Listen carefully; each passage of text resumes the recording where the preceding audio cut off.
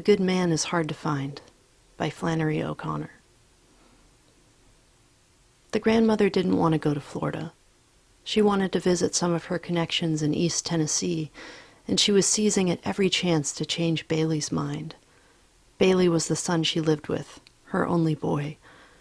He was sitting on the edge of his chair at the table, bent over the orange sports section of the journal. "Now, look here, Bailey," she said. "See here? Read this." And she stood with one hand on her thin hip and the other rattling the newspaper at his bald head. "Here, this fella that calls himself the Misfit is a loose from the federal pen and headed toward Florida, and you read here what it said he did to these people. Just you read it. I wouldn't take my children in any direction with a criminal like that a loose in it. I couldn't answer to my conscience if I did." Bailey didn't look up from his reading, so she wheeled around then and faced the children's mother, a young woman in slacks, whose face was as broad and innocent as a cabbage, and was tied around with a green headkerchief that had 2 points on top like rabbit's ears. She was sitting on the sofa, feeding the baby his apricots out of a jar. "The children had been to Florida before," the old lady said. "You all ought to take them somewhere else for a change so they would see different parts of the world and be broad. They never have been to East Tennessee." The children's mother didn't seem to hear her, but the 8-year-old boy, John Wesley, a stocky child with glasses, said, "If you don't want to go to Florida, why don't you stay home?" He and the little girl, June Starr, were reading the funny papers on the floor. "She wouldn't stay at home to be queen for a day," June Starr said without raising her yellow head. "Yes, and what would you do if this fellow, the Misfit, caught you?" the grandmother asked. "I'd smack his face," John Wesley said. "She wouldn't stay at home for $1,000,000, June Starr said. "Afraid she'd miss something. She has to go everywhere we go." "All right, miss," the grandmother said. "Just remember that the next time you want me to curl your hair." June Starr said her hair was naturally curly. The next morning the grandmother was the first one in the car, ready to go. She had her big black valise that looked like the head of a hippopotamus in one corner, and underneath it she was hiding a basket with Pitty Sing, the cat, in it. She didn't intend for the cat to be left alone in the house for 3 days, because he would miss her too much, and she was afraid he might brush against one of the gas burners and accidentally asphyxiate himself. Her son, Bailey, didn't like to arrive at a motel with a cat. She sat in the middle of the back seat with John Wesley and June Starr on either side of her. Bailey and the children's mother and the baby sat in front, and they left Atlanta at 8:45, with the mileage on the car at 55,890. The grandmother wrote this down because she thought it would be interesting to say how many miles they had been when they got back. It took them 20 minutes to reach the outskirts of the city. The old lady settled herself comfortably, removing her white cotton gloves and putting them up with her purse on the shelf in the front of the back window.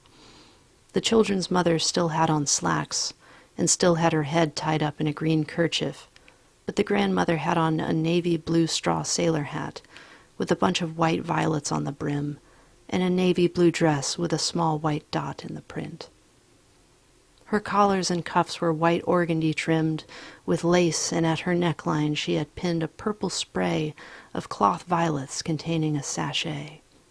In case of an accident, anyone seeing her dead on the highway would know at once that she was a lady.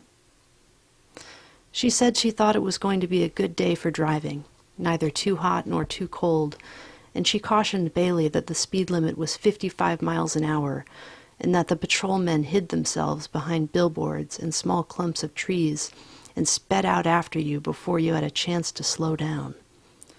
She pointed out interesting details of the scenery: Stone Mountain, the blue granite that in some places came up to both sides of the highway, the brilliant red clay banks slightly streaked with purple, and the various crops that made rows of green lacework on the ground.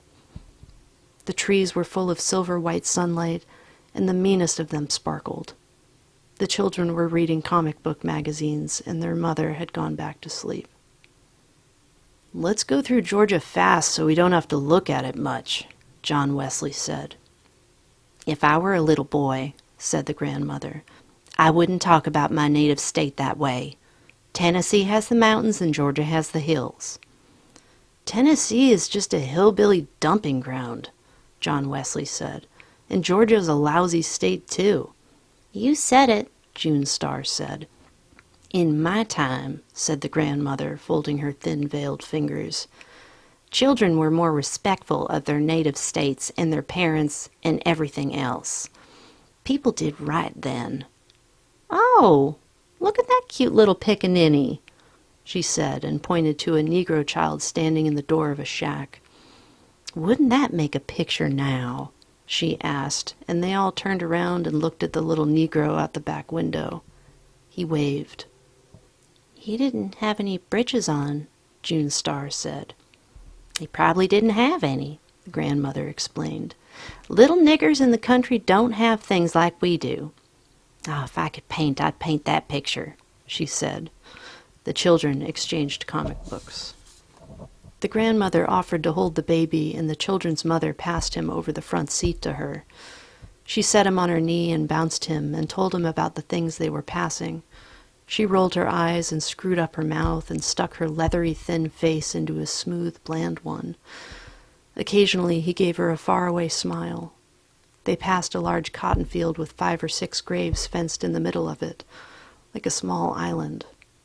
"Look at that graveyard," the grandmother said, pointing it out.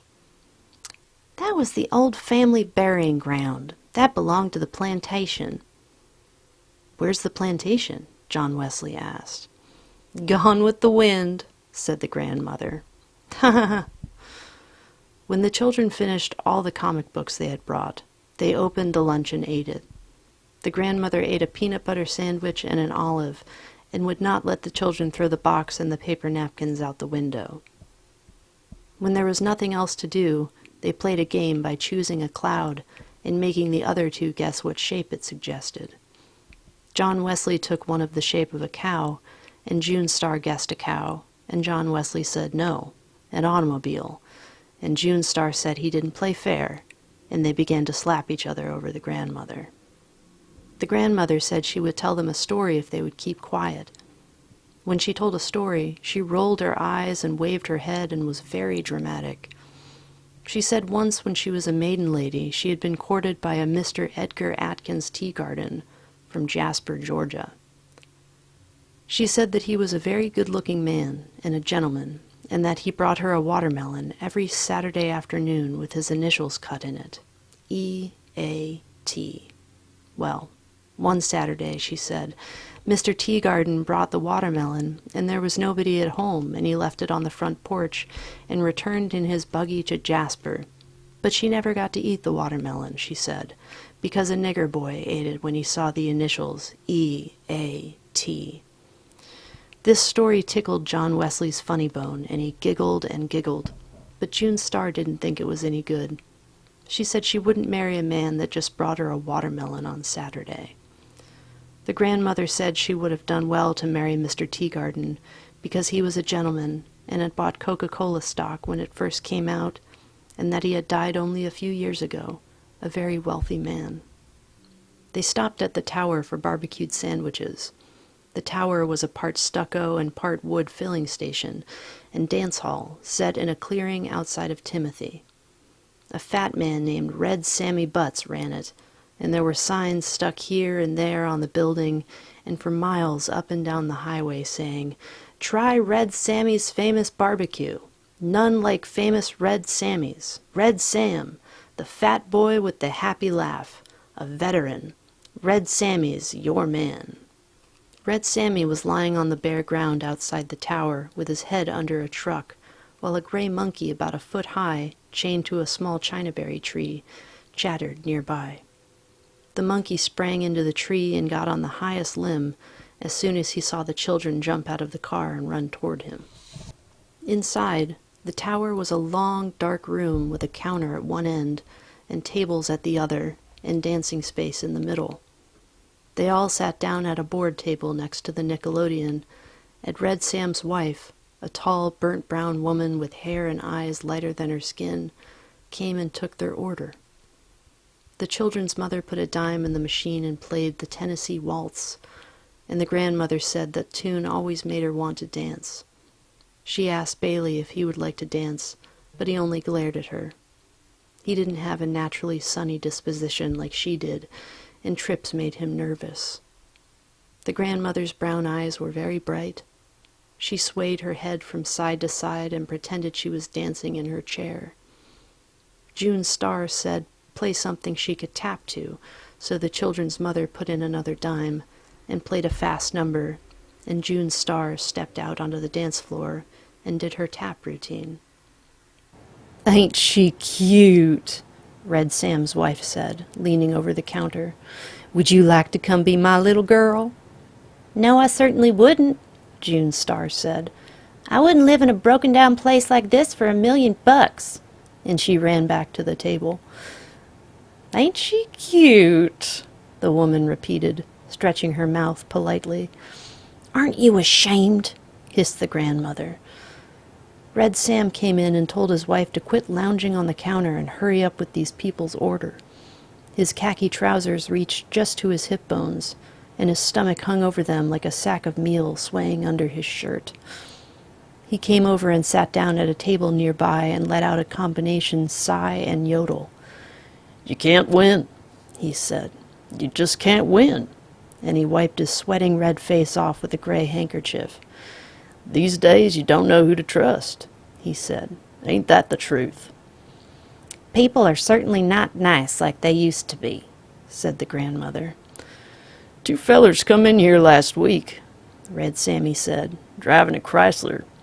It was an old beat-up car, but it looked a good one, and these boys looked all right to me.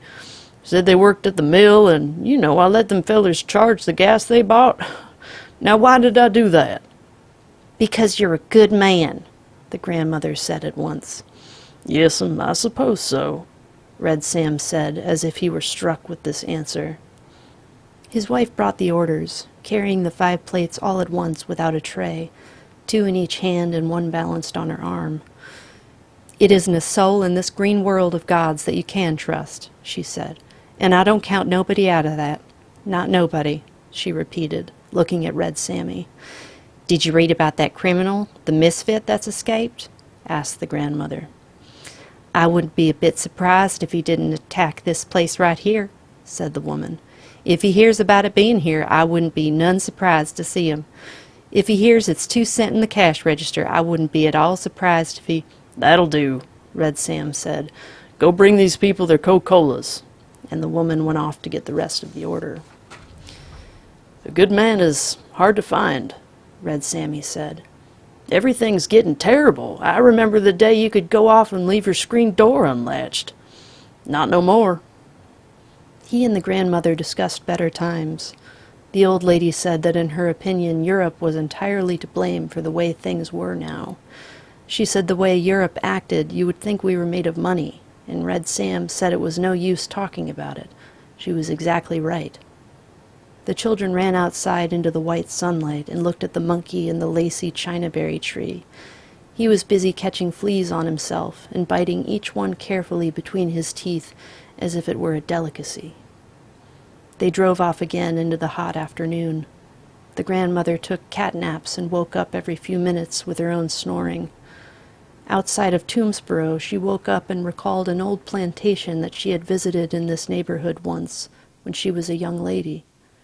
She said the house had 6 white columns across the front, and that there was an avenue of oaks leading up to it, and 2 little wooden trellis arbors on either side in front, where you sat down with your suitor after a stroll in the garden. She recalled exactly which road to turn off to get to it. She knew that Bailey would not be willing to lose any time looking at an old house, but the more she talked about it, the more she wanted to see it once again and find out if the little twin arbors were still standing. "Now, there was a secret panel in this house," she said craftily, not telling the truth but wishing that she were. "And the story went that all the family silver was hidden in it when Sherman came through, but it was never found." "Hey, John Wesley said. "Let's go see it. We'll find it. We'll poke all the woodwork and find it. Who lives there? Where do you turn off at? Hey, Pop, can we turn off there?" "We never have seen a house with a secret panel," June Star shrieked. "Let's go to the house with the secret panel. Hey, Pop, can't we go to the house with the secret panel?" "It's not far from here, I know," the grandmother said. "It wouldn't take over 20 minutes. Bailey was looking straight ahead. His jaw was as rigid as a horseshoe. "No," he said. The children began to yell and scream that they wanted to see the house with the secret panel. John Wesley kicked the back of the front seat, and June Star hung over her mother's shoulder and whined desperately into her ear that they never had any fun, even on their vacation, that they could never do what they wanted to do. The baby began to scream, and John Wesley kicked the back of the seat so hard that his father could feel the blows in his kidney. "All right!" he shouted, and drew the car to a stop at the side of the road. "Will you all shut up? Will you all just shut up for 1 second? If you don't shut up, we won't go anywhere." "It would be very educational for them," the grandmother murmured. "All right," Bailey said. "But get this. This is the only time we're going to stop for anything like this. This is the one and only time." "The dirt road that you have to turn down is about a mile back," the grandmother directed. "I marked it when we passed." "The dirt road," Bailey groaned. After they had turned around and were headed toward the dirt road, the grandmother recalled other points about the house, the beautiful glass over the front doorway and the candle lamp in the hall. John Wesley said that the secret panel was probably in the fireplace. "You can't go inside the house," Bailey said. "You don't know who lives there." "While you all talk to the people in front, I'll run around behind and get in a window," John Wesley suggested. "We'll all stay in the car," his mother said. They turned onto the dirt road, and the car raced roughly along in a swirl of pink dust. The grandmother recalled the times when there were no paved roads, and 30 miles was a day's journey. The dirt road was hilly, and there were sudden washes in it and sharp curves on dangerous embankments. All at once they would be on a hill, looking down over the blue tops of trees for miles around. Then the next minute they would be in a red depression with the dust-coated trees looking down on them. "This place had better turn up in a minute," Bailey said, "or I'm going to turn around." The road looked as if no one had traveled on it in months. "It's not much farther," the grandmother said, and just as she said it, a horrible thing came to her. The thought was so embarrassing that she turned red in her face, and her eyes dilated and her feet jumped up, upsetting her valise in the corner. The instant the valise moved, the newspaper top she had over the basket under it rose with a snarl, and Pity Sing, the cat, sprang onto Bailey's shoulder. The children were thrown to the floor, and their mother, clutching the baby, was thrown out the door onto the ground. The old lady was thrown into the front seat. The car turned over once and landed right side up in a gulch off the side of the road. Bailey remained in the driver's seat with the cat, gray-striped with a broad white face and an orange nose, clinging to his neck like a caterpillar. As soon as the children saw that they could move their arms and legs, they scrambled out of the car, shouting, "We had an accident!" The grandmother was curled up under the dashboard, hoping she was injured so that Bailey's wrath would not come down on her all at once. The horrible thought that she had had before the accident was that the house she had remembered so vividly was not in Georgia, but in Tennessee. Bailey removed the cat from his neck with both hands and flung it out the window against the side of a pine tree. Then he got out of the car and started looking for the children's mother. She was sitting against the side of the red-gutted ditch, holding the screaming baby, but she only had a cut down her face and a broken shoulder. "We've had an accident!" the children screamed in a frenzy of delight. "But nobody's killed," June Star said with disappointment as the grandmother limped out of the car, her hat still pinned to her head, but the broken front brim standing up at a jaunty angle and the violet spray hanging off the side. They all sat down in the ditch, except the children, to recover from the shock. They were all shaking. "Maybe a car will come along," said the children's mother hoarsely. "I believe I have injured an organ," said the grandmother, pressing her side, but no one answered her. Bailey's teeth were clattering. He had on a yellow sports shirt with bright blue parrots designed in it, and his face was as yellow as the shirt. The grandmother decided that she would not mention that the house was in Tennessee. The road was about 10 feet above, and they could see only the tops of the trees on the other side of it. Behind the ditch they were sitting in, there were more woods, tall and dark and deep. In a few minutes they saw a car some distance away on top of a hill, coming slowly as if the occupants were watching them. The grandmother stood up and waved both arms dramatically to attract their attention. The car continued to come on slowly, disappeared around a bend and appeared again, moving even slower, on top of the hill they had gone over. It was a big, black, battered hearse-like automobile. There were 3 men in it. It came to a stop just over them, and for some minutes the driver looked down with a steady, expressionless gaze to where they were sitting and didn't speak. Then he turned his head and muttered something to the other two, and they got out. One was a fat boy in black trousers and a red sweatshirt with a silver stallion embossed on the front of it. He moved around on the right side of them and stood staring, his mouth partly open in a kind of loose grin. The other had on khaki pants and a blue-striped coat, and a gray hat pulled down very low, hiding most of his face. He came around slowly on the left side. Neither spoke. The driver got out of the car and stood by the side of it, looking down at them. He was an older man than the other two. His hair was just beginning to gray, and he wore silver-rimmed spectacles that gave him a scholarly look. He had a long, creased face and didn't have on any shirt or undershirt. He had on blue jeans that were too tight for him, and was holding a black hat and a gun. The 2 boys also had guns. "We've had an accident!" the children screamed. The grandmother had the peculiar feeling that the bespectacled man was someone she knew. His face was as familiar to her as if she had known him all her life, but she could not recall who he was. He moved away from the car and began to come down the embankment, placing his feet carefully so that he wouldn't slip. He had on tan and white shoes and no socks, and his ankles were red and thin. "Good afternoon," he said. "I see you all had a little spill." "We turned over twice," said the grandmother. "Once," he corrected. "We seen it happen. Try their car and see will it run, Hiram," he said quietly to the boy with the gray hat. "What you got that gun for?" John Wesley asked. "What you gonna do with that gun?" "Lady," the man said to the children's mother, "would you mind calling them children to sit down by you? Children make me nervous. I want all you to all sit down right together there where you're at." "What are you telling us what to do for?" June Starr asked. Behind them, the line of woods gaped like a dark open mouth. "Come here," said their mother. "Look here now," Bailey began suddenly. "We're in a predicament. We're in—" The grandmother shrieked. She scrambled to her feet and stood staring. "You're the Misfit!"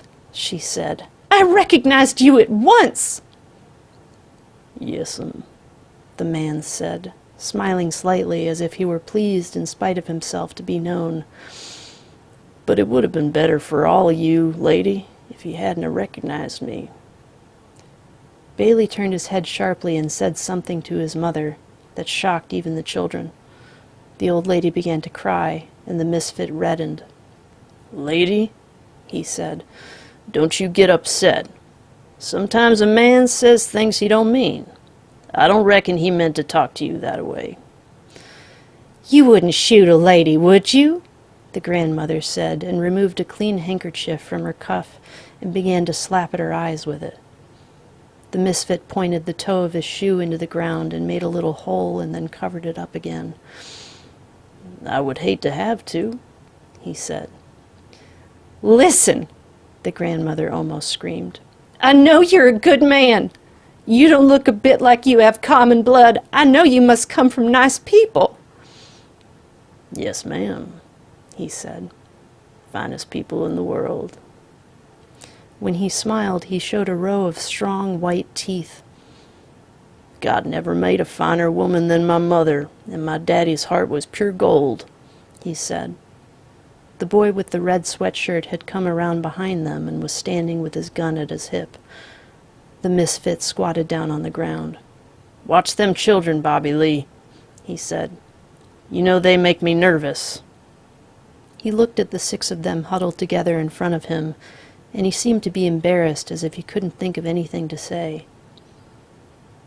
"Ain't a cloud in the sky," he remarked, looking up at it. "Don't see no sun, but don't see no cloud neither." "Yes, it's a beautiful day," said the grandmother.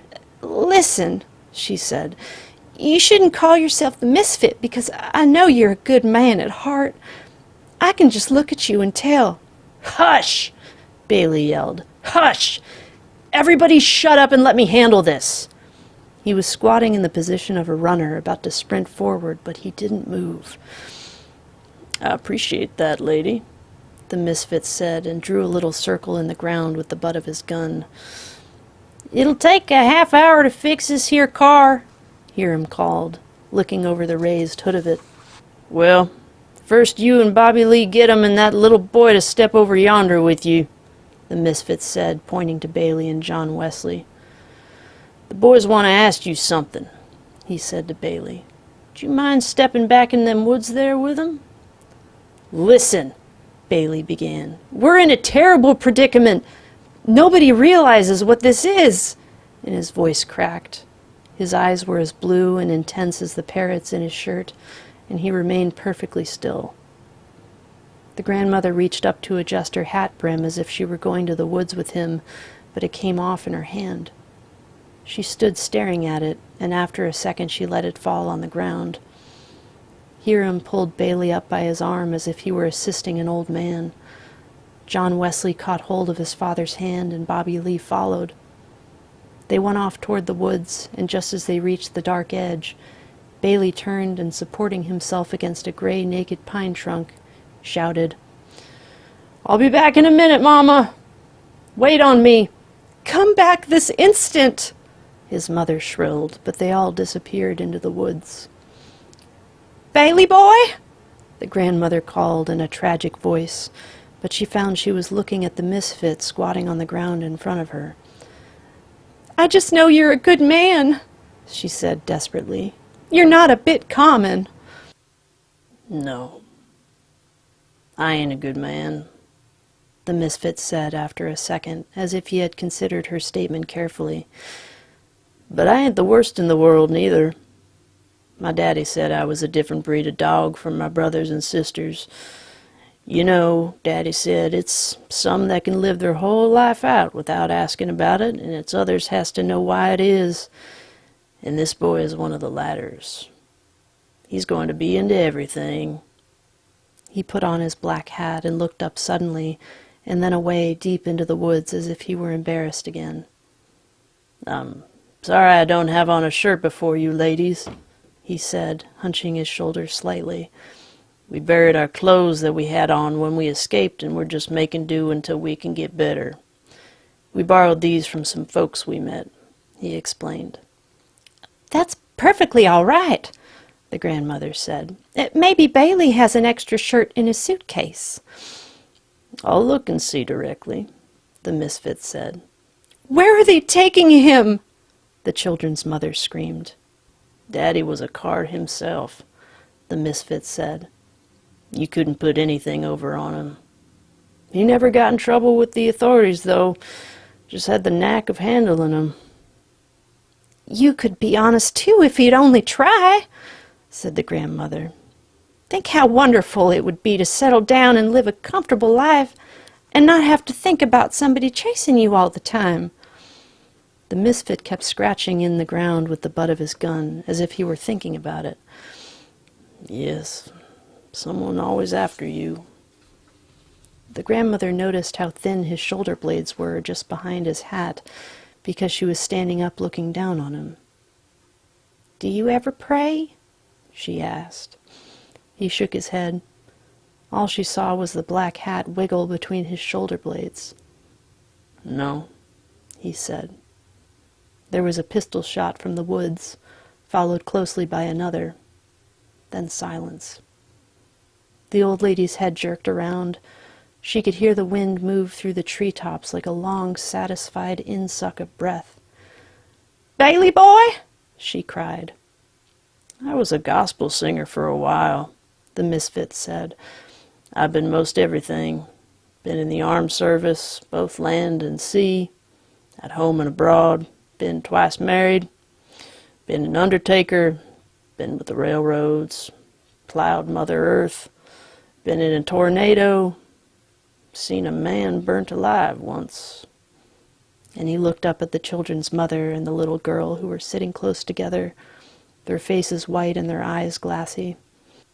"I even seen a woman flogged," he said. "Pray, pray," the grandmother began. "Pray, pray." "I never was a bad boy that I remember of," the Misfit said in an almost dreamy voice. "Somewheres along the line I done something wrong and got sent to the penitentiary. I was buried alive." And he looked up and held her attention to him by a steady stare. "That's when you should have started to pray," she said. "What did you do to get sent to the penitentiary the first time?" "Turned to the right. It was a wall," the Misfit said, looking up again at the cloudless sky. "Turned to the left. It was a wall. Look up, it was a ceiling. Look down, it was a floor. I forget what I done, lady. I sat there trying to remember what it was I done, and I ain't recalled it to this day. Once in a while, I would think it was coming to me, but it never come." "Maybe they put you in by mistake," the old lady said vaguely. "No," he said. "It was no mistake. They had papers on me." "You must have stolen something," she said. The Misfit sneered slightly. "Nobody had nothing I wanted," he said. "It was a head doctor at the penitentiary said what I had done was kill my daddy. But I known that for a lie. My daddy died in 1919 of the epidemic flu, and I never had a thing to do with it. He was buried in the Mount Hopewell Baptist churchyard. You can go there and see for yourself." "If you would pray," the old lady said, "Jesus would help you." "That's right," the Misfit said. "Well then, why don't you pray?" she asked, trembling with delight suddenly. "I don't want no help," he said. "I'm doing all right by myself." Bobby Lee and Hiram came ambling back from the woods. Bobby Lee was dragging a yellow shirt with bright blue parrots in it. "Throw me that shirt, Bobby Lee," the Misfit said. The shirt came flying at him and landed on his shoulder, and he put it on. The grandmother couldn't name what the shirt reminded her of. "No, lady," the Misfit said while he was buttoning it up. "I found out the crime don't matter. You can do one thing or you can do another, kill a man or take a tire off his car, because sooner or later you're going to forget what it was you done and just be punished for it." The children's mother had begun to make heaving noises as if she couldn't get her breath. "Lady," he asked, "would you and that little girl like to step off yonder with Bobby Lee and Hiram and join your husband?" "Yes, thank you," the mother said faintly. Her left arm dangled helplessly, and she was holding the baby, who had gone to sleep in the other. "Help that lady up, Hiram," the Misfit said as she struggled to climb out of the ditch.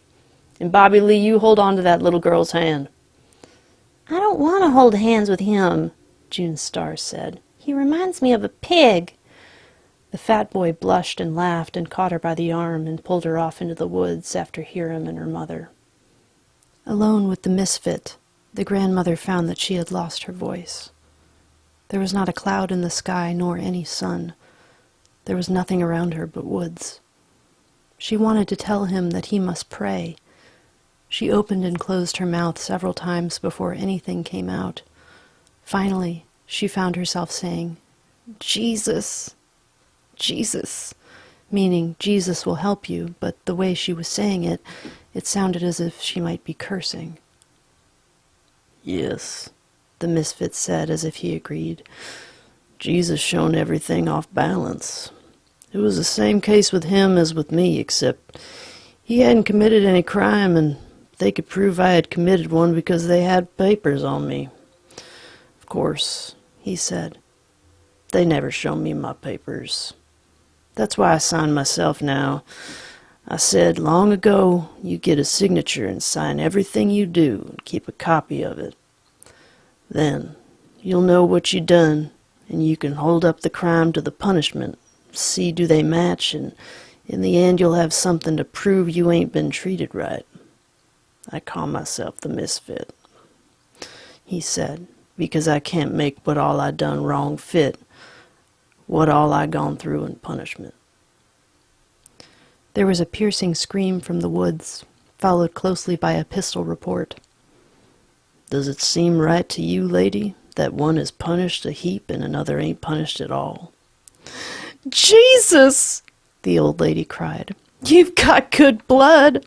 I know you wouldn't shoot a lady. I know you come from nice. Pray, Jesus, you ought not to shoot a lady. I'll give you all the money I got." "Lady," the Misfit said, looking beyond her far into the woods, "there never was a body that give the undertaker a tip." There were 2 more pistol reports, and the grandmother raised her head like a parched old turkey hen, crying for water, and called, "Bailey boy! Bailey boy!" as if her heart would break. "Jesus was the only one that ever raised the dead," the Misfit continued, "and he shouldn't have done it. He's shown everything off balance. If he did what he said, then it's nothing for you to do but throw away everything and follow him. And if he didn't, then it's nothing for you to do but enjoy the few minutes you got left the best way you can. By killing somebody, or burning down this house, or doing some other meanness to him. No pleasure but meanness," he said, and his voice had become almost a snarl. "Maybe he didn't raise the dead," the old lady mumbled, not knowing what she was saying and feeling so dizzy that she sank down in the ditch with her legs twisted under her. "I wasn't there, so I can't say he didn't," the Misfit said. "I wished I had been up there," he said, hitting the ground with his fist. "It ain't right I wasn't there, because if I had been there I would have known. Listen, lady," he said in a high voice, "if I had been there I would have known I wouldn't be like I am now." His voice seemed about to crack, and the grandmother's head cleared for an instant. She saw the man's face twisted close to her own as if he were going to cry, and she murmured, "Why, you're one of my babies. You're one of my own children." She reached out and touched him on the shoulder. The Misfit sprang back as if a snake had bitten him and shot her 3 times through the chest. Then he put his gun down on the ground and took off his glasses and began to clean them. Hiram and Bobby Lee returned from the woods and stood over the ditch, looking down at the grandmother, who half sat and half lay in a puddle of blood, with her legs crossed under her like a child's, and her face smiling up at the cloudless sky. Without his glasses, the Misfit's eyes were red-rimmed and pale and defenseless-looking. "Take her off and throw her where you shown the others," he said, picking up the cat that was rubbing itself against his leg. "She was a talker, wasn't she?" Bobby Lee said, sliding down the ditch with a yodel.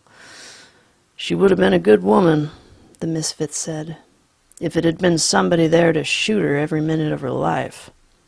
"Some fun," Bobby Lee said. "Shut up, Bobby Lee," the Misfit said. "It's no real pleasure in life."